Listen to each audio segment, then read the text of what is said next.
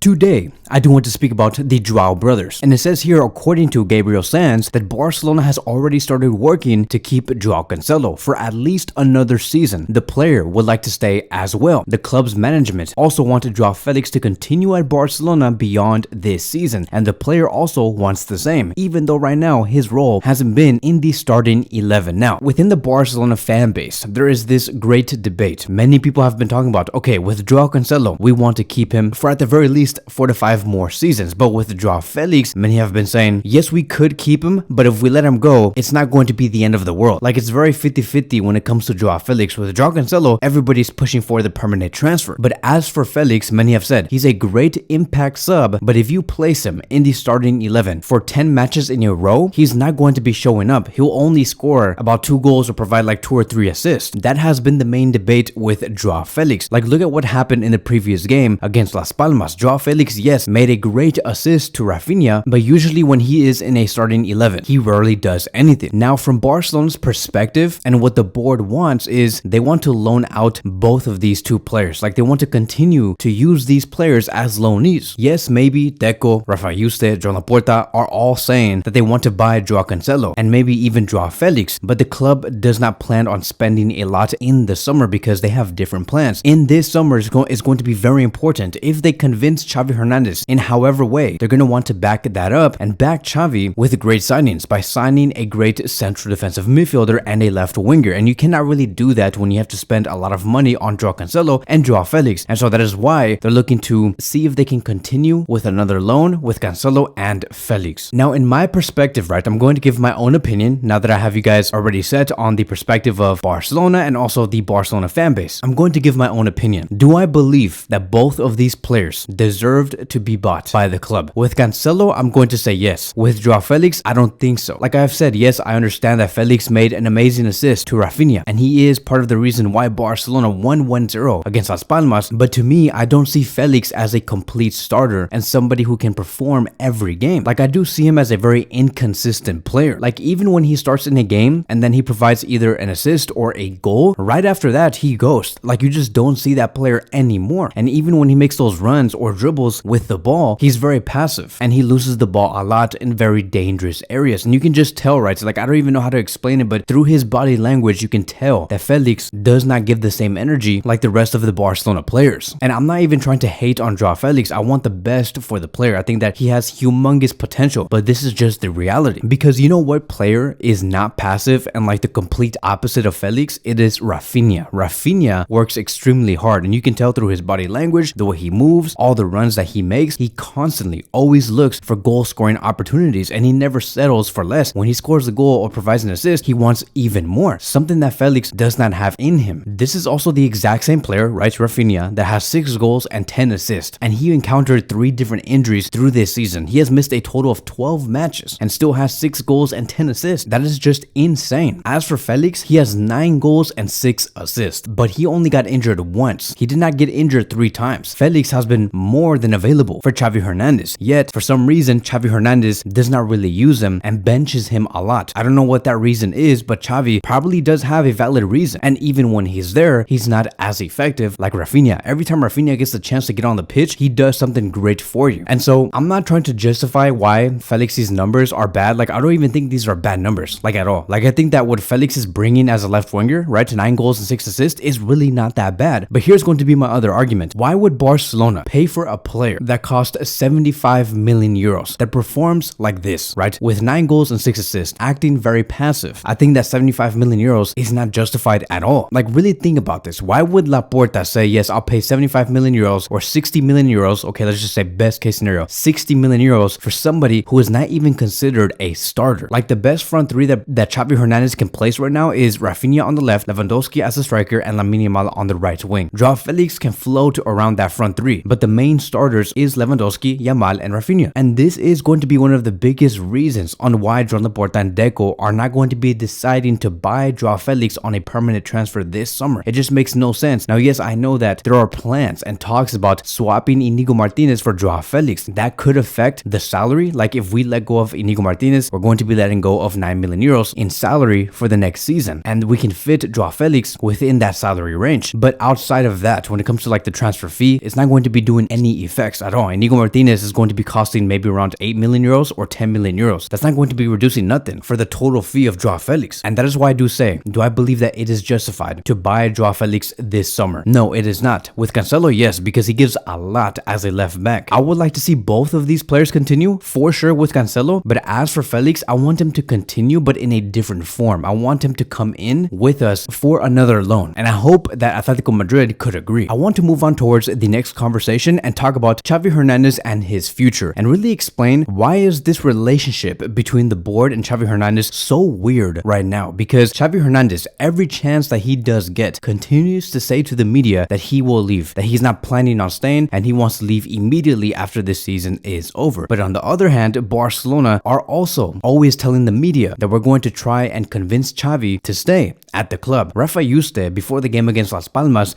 did say this: I hope and wish that he continues here because we're talking about a long-term project with him, not a season or two. We're going to try and convince Xavi, and it is up to him. Joan Laporta also said the exact same thing about 2 or 3 weeks ago. There's also been a report coming from Carmen Torres, who has stated Barcelona's been trying to convince Xavi to stay with the constant messages ever since he announced his decision, but the coach's position has still not changed as of today. However, the board remain optimistic and don't want to rule out anything. One reason why the board is continuing to ask Xavi to stay is because they feel it may be difficult to find a suitable replacement in today's economical and sporting conditions. The dressing room also wants him to stay. Now, again, I want to explain why the board in some way is trying to force for Xavi to have continuity at the club and to stay here for at the very least, right? At the very least 5 to 6 more seasons, because they do see him as a long-term solution. First things first, I do think that if Xavi does stay, it would be the best option for the club. And the reason why I'm saying that is because I do think that the board is looking at Xavi and they're fascinated with the way that he is able to always bring in La Masia players into the first team. And I think that the reason why he has been so successful with La Masia is because these players, these youngsters coming through the academies and going into the first team, they do trust Xavi. If you bring any other coach, I don't care if you bring like the most world-class coach in the world, besides Luis Enrique and Pep Guardiola, if you bring anybody else, these youngsters that you see in the academies, they probably wouldn't trust that next coach like at all. With Xavi, they do, because Xavi is a legend. Xavi is somebody who gave a lot to this club, and they do think that, okay, if Xavi is calling me up to the first team, he probably does see something in me, and I am probably just really that good, right? They trust Xavi's authority, and that's very important, and I believe that Joan Laporta has been really following that, and that is why we do see players like Hector Fort coming into the first team and playing amazing, even with Kubarsi at the age of 17 years old, already acting like a world-class center back, playing amazing. Same thing with Lamine Yamal, same thing with maybe even Gavi, because he's still so young. The way that Xavi has been able to utilize Gavi as a central defensive midfielder, to a left winger, to a central midfielder, these players do trust Xavi. Whatever he does say, whatever position he puts these players in, the players do perform, and no other coach can do that. Moving on towards the second point, I don't want Barcelona to repeat the exact same mistake they did with Pep Guardiola and Luis Enrique. Let me tell you guys something. In these past 14 to 15 years, Barcelona had about 5 to 6 different coaches. If this club did everything correct and the media did not force these coaches out, the coaching eras for Barcelona would have looked like this. Pep Guardiola went from 2008 until 2014. Luis Enrique comes in from 2014 and leaves in 2020. That probably would have been Barcelona's route. Guardiola would have been there for at least 3 to 4 more seasons. Luis Enrique would have been at Barcelona for at least 4 to 5 more seasons. But the reason why that did not happen is because the media were saying that Guardiola was not good enough, that he could not get the best out of the players no more, and they forced Guardiola out. The reason why Guardiola said to the media, I'm tired, I have to take a break, is because, and part of the reason why was because of the people of Barcelona. The same thing happened with Luis Enrique. Luis Enrique coached Barcelona to a treble. They had 2 other seasons after that, and by the end of that 3rd season, Luis Enrique said, I'm tired, I have to leave, I'm running out of ideas. And part of the narratives and part of the talks that these people were making back in 2017 is, oh, the reason why Luis Enrique was successful was because of the MSN. Luis Enrique has no tactics, he's not good enough. Look at the way that Barcelona crumbled against Roma. He's finished. Like, they're not going to be going nowhere. They're only going on a down spiral, and that's not good. And Luis Enrique felt that pressure, and that is why maybe he felt that he was just not good enough to coach Barcelona no more. They forced him out. And let me tell you, being the coach of this club is like nothing else. The pressure is just different. The pressure between being the coach of Barcelona and Liverpool is just different. The pressure between being the coach of Barcelona and Man City is just very different. Being the coach of Barcelona is extremely high, and it forces these these coaches out. And the same thing is going to go on with Xavi Hernandez. After a few missteps with the club, now everybody wants Xavi Hernandez out, and everybody suddenly just forgot that Xavi has gotten the youngest team, one of the youngest teams in Barcelona's history, and brought them to winning the first league title within the past 4 years. Look at what happened with Arteta and Arsenal. After Arteta has spent like more than 400 million euros on his squad, spending 4 to 5 years at Arsenal, he still decided to park the bus against Man City at their home. If Xavi Hernandez did that and he spent like 400 million euros and decided to park a bus against one of the strongest teams in the league, knowing that he spent 4 to 5 years at that club, many would say Xavi out. But no one is saying Arteta should come out because he's not good enough for Arsenal. No one is saying that. And that is why I do say, like, even the smallest missteps at Barcelona would force a coach out. And that is why I do say that we should not put all this pressure on Xavi Hernandez. He's doing a great job. This whole thing is a mistake. And that is what's going to lead me towards the last point. The options that Barcelona have right now, very similar to what Carmen Torres had to say about how, you know, the Barcelona board do view all the other coaching options. Like, you see all of these coaching options, right? De Zerbi, Hansi Flick, Nagelsmann, Tuchel. I don't think that any of these coaches can do a better job than Xavi Hernandez. I think they'll do a great job, like if you just talk about the job itself, but if you compare it to the job of Xavi, it's not going to be better than Xavi's works at the club. De Zerbi, I don't even know if he wants out from Brighton. The results have not been speaking as of late. Maybe he is a 1 to 2 season wonder. We never know. With Hansi Flick, that is our best chance, but we don't even know if Hansi Flick is going to be religious to what Barcelona is and faithful to how Barcelona approach football. Because let me tell you, if Hansi Flick does come in, and I think that, look, in the end, I think that he can bring great results to the club, but if he does come in, he's going to add less emphasis on players like Cubarsí, maybe even Pedri, because he does not really favor the high technical players. He favors the most physical monsters in world football. And many of us are big fans of players like Pedri, like maybe even Alejandro Balde and Cubarsí, one of the most technical players in each of those positions. Like, I would assume that if Hansi Flick does come in, he would say, okay, Cubarsí is great, he'll be a great second option, a great impact sub, and to add quality depth within our defense, but bring me someone like Bastoni, somebody who is 6'3" or like 6'4", tall, strong, physical. And then we look at Nagelsmann, right? Nagelsmann is somebody who is currently coaching the German national team. Barcelona want to start creating the sporting project for next season starting in April. Nagelsmann cannot do that until he is finished with the Euros. And so if Nagelsmann was being called up by Barcelona, they would not be able to work together until like August. And that is going to be very late. And that is only going to crumble the sporting project and the future results for Barcelona next season. As for Tuchel, I don't even want to get started. Tuchel has not been bringing any great results at all for Bayern Munich. And I don't want to bring that type of energy at this club like FC Barcelona. Like, Bayern Munich are in a horrible situation. Tuchel even said, you might as well just give the trophy to Bayer Leverkusen and congratulations to them. I don't want that type of coach at Barcelona. I don't want to go down 7 to 8 points behind Real Madrid and say congratulations to Real Madrid for winning La Liga. I don't want that. Xavi Hernandez today, even though he was like 7 to 8 points behind Real Madrid, was saying we still have a chance. Mathematically, it is still possible to overcome Real Madrid. So the mentality of Xavi Hernandez is elite, and many people still want this coach out. And so that is going to be my talk for today, and that is also going to be wrapping up today's video. Thank you guys so much for watching, and I will see you guys